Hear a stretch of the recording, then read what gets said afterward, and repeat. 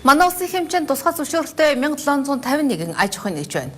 Уул уурхай газар шорооны ажил эхэлж байгаатай холбоотойгоор мэргэжлийн хяналттай ерөнхий газраас болзошгүй эрсдлээс урьдчилан сэргийлэх үүднээс улсын хэмжээнд хяналт шалгалтыг зохион байгуулжээ.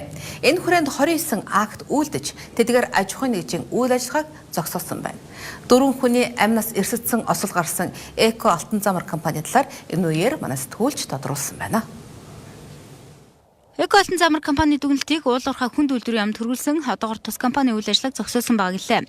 За саяны явж байгаа хугацаанд одоо бид бас Эко Алтан замрын нөө зогсоосон одоо талбайгаа бас эргэж үзсэн. За актын одоо биелэлд аль зэрэг байна вэ гэж яг одоо хэвэндээ зогссон ийм байдалтай бол байж байгаа. Тэгээ бид бол аюулгүй одоо зоросуудыг одоо нэмж татуулаад ингээд одоо хүн орох одоо аюултай гэсэн юм одоо тэмдэглэгээнүүдийг нэмж тавиулаад зооны татуулаад ингээд орхисон байж байгаа. Улсын хэмжээний шалгалтын тухайд өнөөгийн байдлаар уул уурхай үйл ажиллагаа явуулж байгаа 123, бэлтгэл ажиллагаа хийж байгаа 159 аж ахуйн нэгж байна. Уул уурхай компаниуд 29 төрлийн бичиг баримтыг бүрдүүлсэний дараа комисс ажиллуулж ажиллаа эхлэх ёстой. Гэтэл бичиг баримтыг бүрдүүлээгүйгээс эхлээд газар усны гэрээ байхгүй нөхөн сэргээлт хийгээгүй хэмээн олон зөрчлийг нэрлэж байна.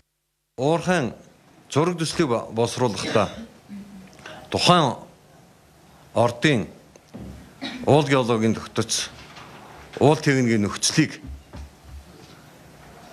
харгалзаж үзэлгүйгээр зураг төслөө боловсруулсан. За түүнийхээ дагуу уурхай байгуулсан ийм байдал бол бас гарч байна. Нөгөө талаас компани өөрсдөөс хамааралтай бичиг баримтаа бүрдүүлээд төрийн захиргааны байгууллагад хөргүүлдэг. Гэтэл тэдгээр байгууллагын албан тушаалтнууд компанийг чирэгдүүлж ажиллаа хийдэггүй тохиолдол олон байгааг санууллаа. Хувийн хвшил шаардлага тавьдаг, олон бичиг баримт шаарддагтайгаа ижил төрийн албан агчид ч ажиллаа хүн сурталгүй хийх шаардлага бий гэдгийг эндээс харах боломжтой.